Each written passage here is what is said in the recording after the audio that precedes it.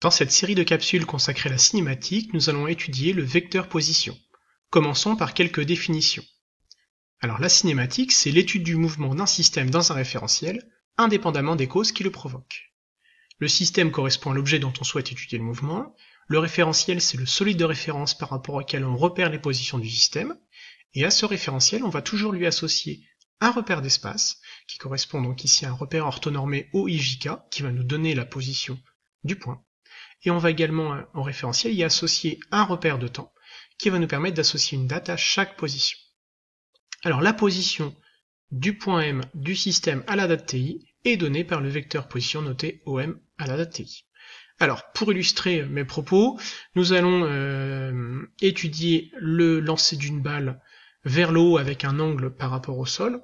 Donc notre système, ce sera un point M d'une balle. On va étudier son mouvement dans le référentiel terrestre, on va lui associer le repère d'espace OIJK, sachant qu'ici on va se placer uniquement dans le plan OIJ.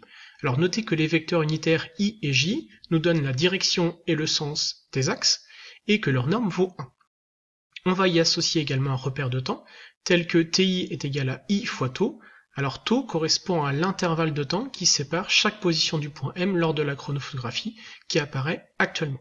Dans notre cas, tau vaut 0,25 secondes. Et donc nous allons pouvoir écrire les coordonnées cartésiennes du vecteur position suivant deux façons que vous voyez apparaître ici. Alors pour la suite de la capsule, je vais alléger un petit peu les notations sur la chronophotographie, c'est-à-dire qu'au lieu de noter le point M à la date TI, je vais l'appeler le point MI. Donc voilà, j'ai fait le petit changement, mais gardez bien ça en tête, hein. Le point M1, c'est le point M à la date T1. Ça va être très important pour la suite. Alors, je vais prendre le vecteur position à la date T3, et donc là, par lecture graphique, je vais pouvoir déterminer ses coordonnées cartésiennes, qui sont 3,19, 2,86 et 0, sachant qu'évidemment, suivant l'axe des Z, ce sera toujours nul. Mais si je l'écris sous la forme de la somme vectorielle, donc 3,19 fois le vecteur unitaire I plus 2,86 fois le vecteur unitaire J, eh bien je peux faire apparaître cette construction sur la chronophotographie. Une fois que j'ai fait ça, eh bien je peux aussi calculer la norme du vecteur, hein, et je vous rappelle que la norme du vecteur, soit vous l'écrivez sans le vecteur, soit vous écrivez avec la petite flèche du vecteur, mais vous mettez les deux barres de chaque côté, hein, pour bien spécifier qu'il s'agit de la norme du vecteur. Et donc c'est égal à la racine carrée de la somme des coordonnées au carré. Et donc là ça vaut 4,28 mètres. Alors maintenant, voyons comment établir de façon plus générale les équations horaires de position. Équation horaire, ça signifie équation en fonction du temps.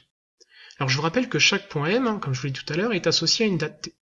Donc on va repérer la valeur de X pour chaque point M. Et donc ça nous donne le nuage de points X en fonction du temps. On va modéliser notre nuage de points par une fonction qui a pour équation x est égal à 4,25 fois t. On marque x entre parenthèses t, ça se lit x en fonction du temps. On va faire maintenant la même chose pour les coordonnées de y. Donc là, on a le nuage de points y en fonction du temps. On voit que c'est une parabole qui a pour équation y égale moins 4,91 fois t carré plus 7,36 fois t plus 0,10. Ce qui nous permet donc d'écrire de façon plus générale les coordonnées cartésiennes du vecteur position.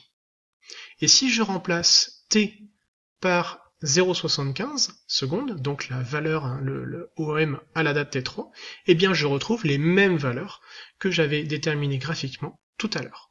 Alors, si on résume cette capsule, vous devez savoir écrire les coordonnées cartésiennes du vecteur position et date TI des deux manières. Vous devez évidemment savoir sommer des vecteurs et puis calculer la norme d'un vecteur. Et surtout parce qu'on voit l'erreur très régulièrement, n'écrivez jamais qu'un vecteur est égal à un nombre. Quand vous écrirez ça dans votre cahier ou dans votre copie, sachez que, quelque part dans le monde, un petit animal perdra la vie. Donc faites-y attention. Voilà, j'espère que vous avez tout compris dans cette première partie, et je vous dis à bientôt pour une prochaine capsule.